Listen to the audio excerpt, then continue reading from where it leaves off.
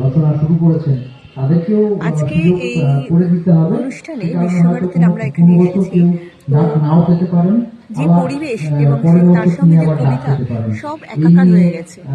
প্রত্যেকটা মুহূর্তেই মনে হচ্ছে যেন সবকিছুর মধ্যেই কবিতাকে খুঁজে পাচ্ছি।